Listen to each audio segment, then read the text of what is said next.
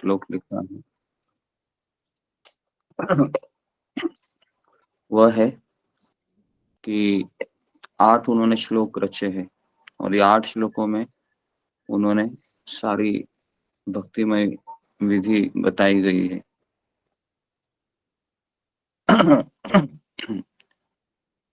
हमने शुरुआत किया था चेतो दर्पण मार्जनम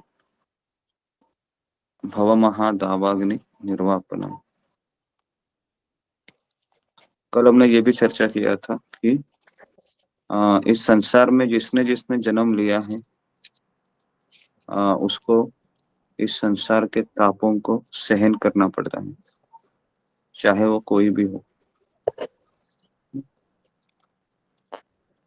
चाहे वो अमेरिका का प्राइम मिनिस्टर हो, चाहे वह फुटपाथ पे रहने वाला गरीब व्यक्ति हो। दोनों के जीवन में आध्यात्मिक, आदि भौतिक और आदि दैविक क्लेश आने वाले हैं।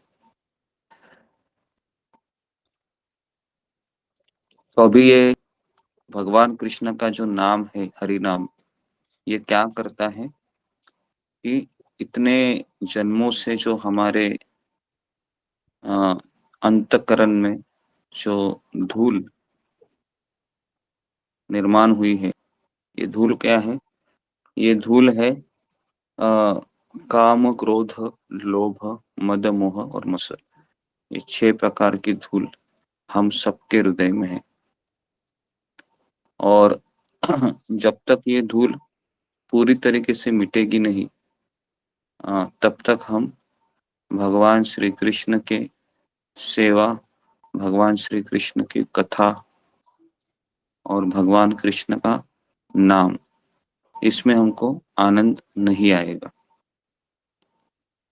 तो इसलिए सबसे पहले हमारा कर्तव्य ये बनता है कि इस धूल को साफ किया जाए।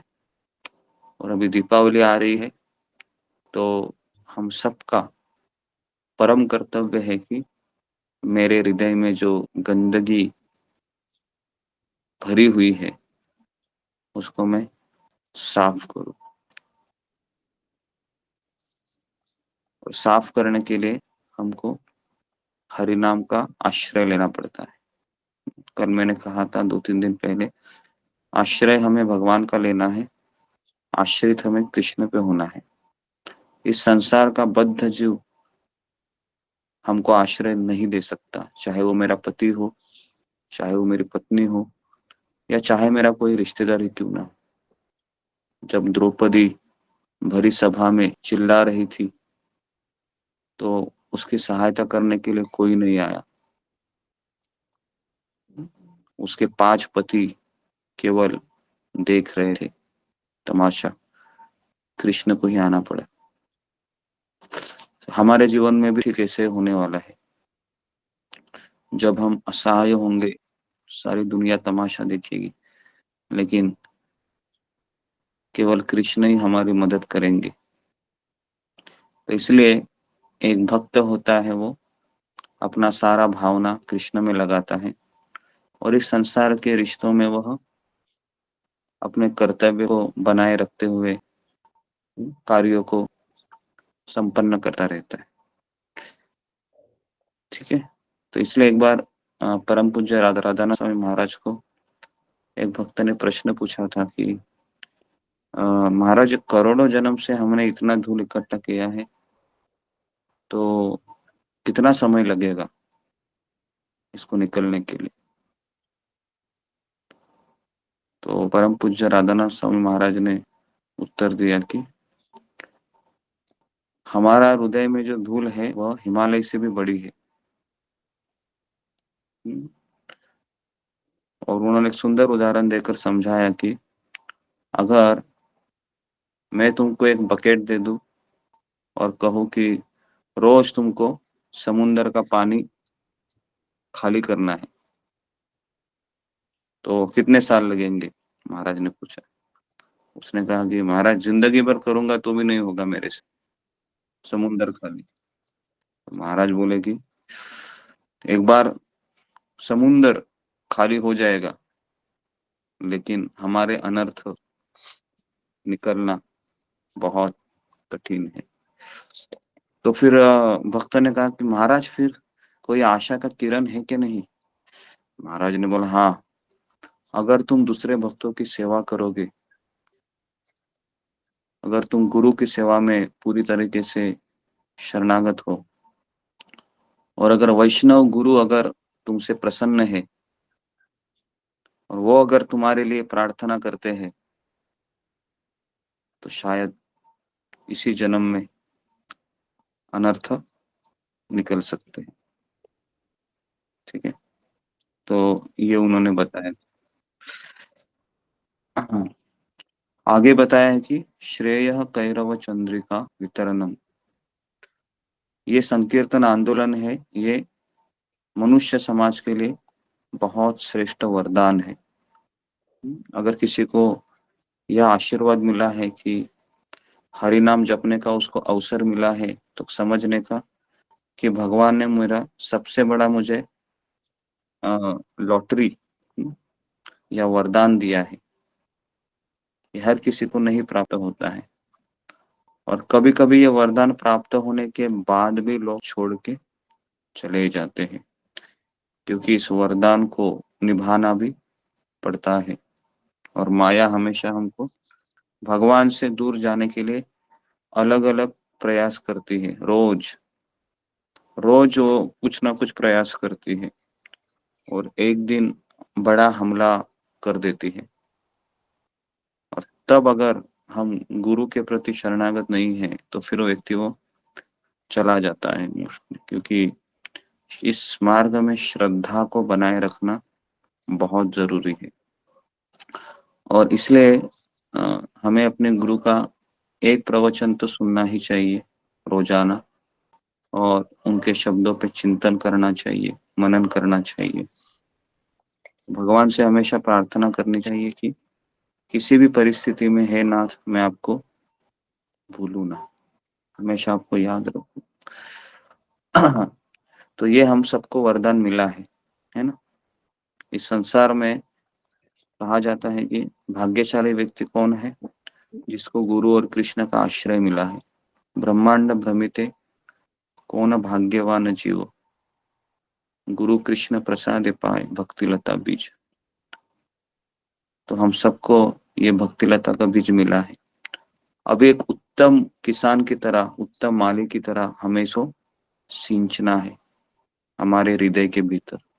विनम्रता, कृतज्ञता, सहनशीलता, धैर्य, उत्साह, ऐसे दिव्य गुणों को अपनाना है। कभी किसी के ऊपर क्रोध मत कीजिए, अपेक्षा मत रखिए। इससे हमारा ये भक्ति का बीज है, भक्ति लता बीज, ये नष्ट हो सकता है। ठीक है। उसके बाद लिखा हुआ है कि यह चंद्र की प्रकाश की तरह हमारे जीवन में आता है। चंद्रमा का प्रकाश क्यों बताया गया है? इसका भी कारण है कि चंद्र का प्रकाश होता है बहुत शीतल होता है, ठंडा होता है। तो जब हम भगवान का हरि नाम लेते हैं, तो क्या होता है, हमारे जीवन में जो अनेक अनेक ताप, परिवार वालों का ताप, या पड़ोसी का ताप, या फिर रिश्तेदारों का ताप, पति का ताप, पत्नी का ताप, बच्चों का ताप, इतना ताप रहता है कि जीवन असहाय होता है। समझ में नहीं आता है कि अभी क्या करूं। तो अगर हरि नाम का आश्रय लेते हैं, तो ये हरि नाम में चंद्र का जो शीतल प्रकाश होता है, उसका हमको आभास करा देता है। ये संकीर्तन आंदोलन हमेशा हमारा वर्धन करता रहता है। वर्धन करना मतलब पोषण करना।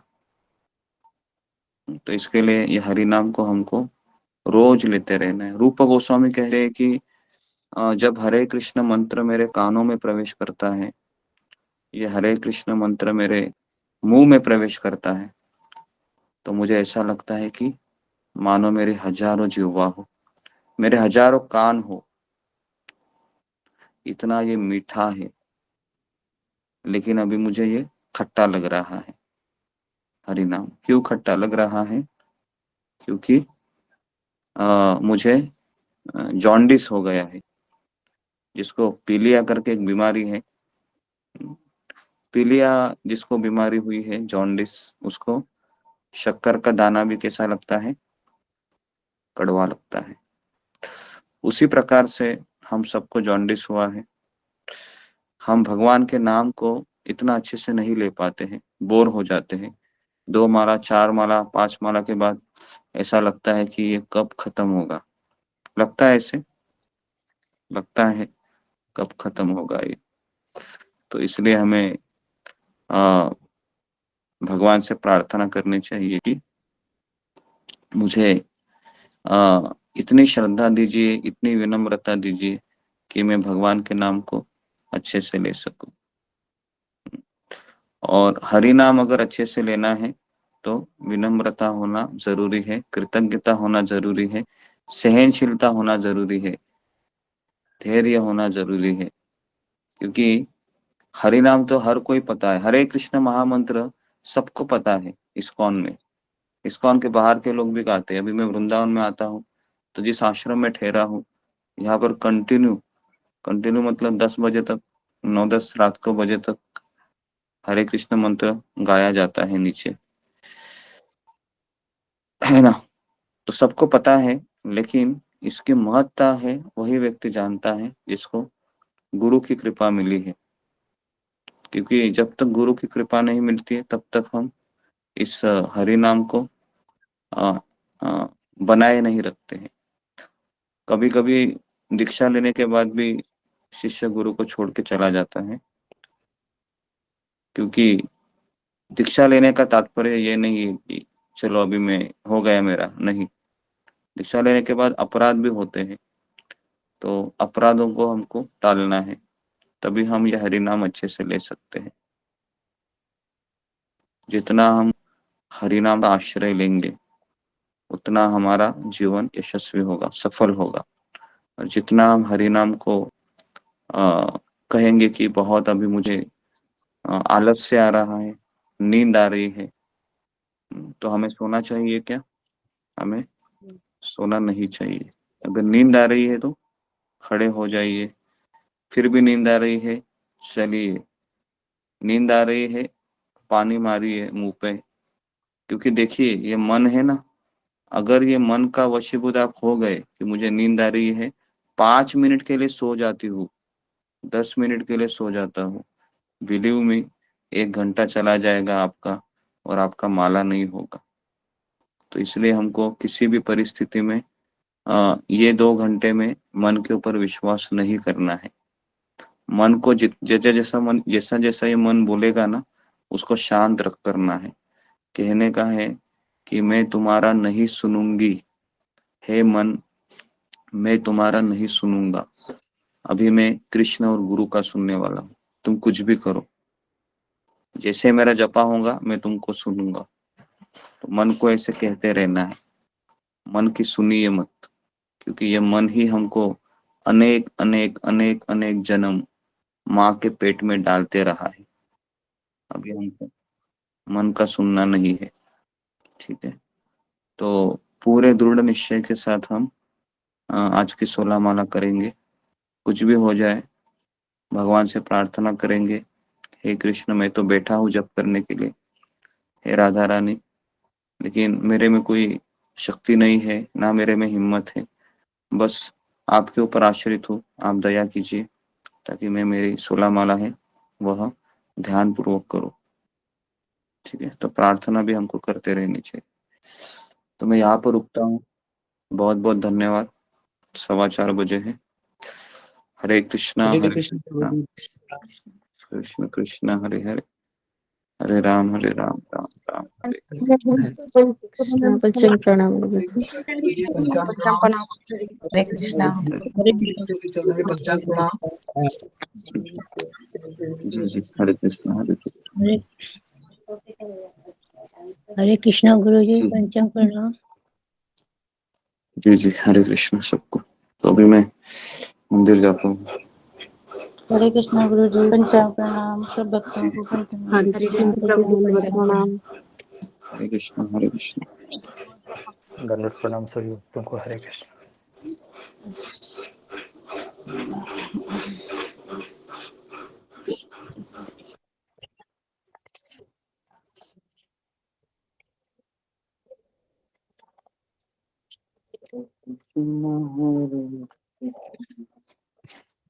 हरे कृष्ण।